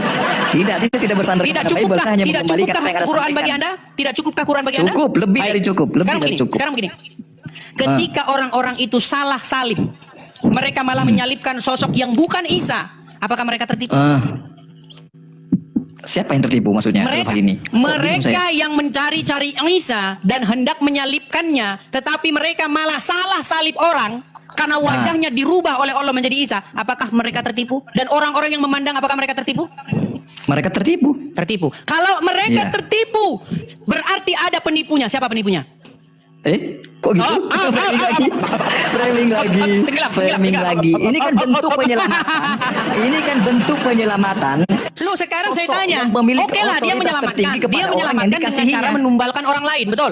Bukan menumbalkan orang lain, tapi orang itu sendiri yang menawarkan dirinya. Bagaimana sih? Mana dalam Al-Quran mana dikatakan saya mau menjadi martir demi rela menjadi kamu, muka kamu pindahin ke muka saya, nggak tahu dulu ada orang Nah, plastik atau enggak. itu dalam sebuah sejarah dikisahkan seperti itu, bro. Tapi terlalu panjang lah itu, bro. Loh, bro, begini, bro Azam. Di dalam Al-Quran tidak ada narasi bahwasanya ada orang ingin menggantikan Isa. Saya Iya. mau merelakan, mewakafkan diri saya, nggak ada. Nggak Iya. ada. Tapi itu narasi-narasi yang dikarang-karang oleh para ulama karena mereka tahu Al-Quran tidak lengkap dan tidak sempurna. Loh, kalau Al-Quran Oke lah, bro, lengkap, ya. kalau Al-Quran sempurna nggak mungkin ditambahi bumbu-bumbu cerita itu. Sekarang begini, intinya begini. Mereka tadi tertipu. Gimana, bro? Mereka tertipu, betul. Betul, mereka tertipu, Nah, bro. ketika mereka tertipu berarti ada penipunya, betul. Tidak ada, bro. Orang dia menawarkan dirinya sendiri. Bagaimana sih? Bagaimana Dia menawarkan mungkin dirinya ada yang sendiri, tertipu, saudara. bro? Bagaimana Ada mungkin orang ada yang yang tertipu tetapi tidak ada penipunya? Ada yang menawarkan sosoknya, bro. Di Quran surat berapa? Tidak ada dalam Al-Quran, bro. Tidak ada dalam Al-Quran. Berarti Anda Ya. mengatakan sesuatu berdasarkan bukan Al-Quran. Saya acukan. Bukti Ya. tidak diterima karena tidak ada dalam Al-Quran. Baik. Sekarang begini. Gitu ya. Sekarang begini. Sekarang begini. Aduh, capek. Tolong. Ketika ada orang-orang yang mengira bahwa itu Isa, penonton, orang-orang yang melihat khalayak ramai, melihat Isa disalibkan, padahal itu bukan Isa, wajahnya aja yang Ya. Isa, padahal orang yang bukan. Mereka tertipu. Dan ketika mereka tertipu, tolong jawab dengan tegas. Siapakah yang menipu mereka? Siapa yang menipu mereka? Lihat. Pertanyaan saya, siapa yang menipu mereka? Anda Siapa? jawab. Ketika Anda jawab. gini, Siapa yang menipu ketika mereka? ada sosok yang menawarkan dirinya, apakah Tidak ada di hal dalam tersebut? Al-Quran Nah, orang menawarkan diri menggantikan Isa. Itu akal-akalan Anda saja. aduh, 17.000 bagaimana orang saudara? menyaksikan secara langsung di TikTok ini. 17.000 Nanti kita lanjut lah, bro, ya. Berikan jawaban kepada kaum Nanti kita muslimin lanjut, bro. wal muslimat. Silakan jawab. Nanti kita lanjut ya, bro. Nanti Lari. kita lanjut besok. Lari. Enggak lari. Saya izin. Anda bisa Izin, lihat ya. saudara, Ini saudara. HP saya dicas ya. Anda bisa lihat. Anda bisa lihat ya. Ini HP saya dicharger. Saya takut Baik. meledak ya. Baik. Anda bisa lihat kan? Baik. Dia sudah tahu HP-nya Ya. meledak, saudara-saudara.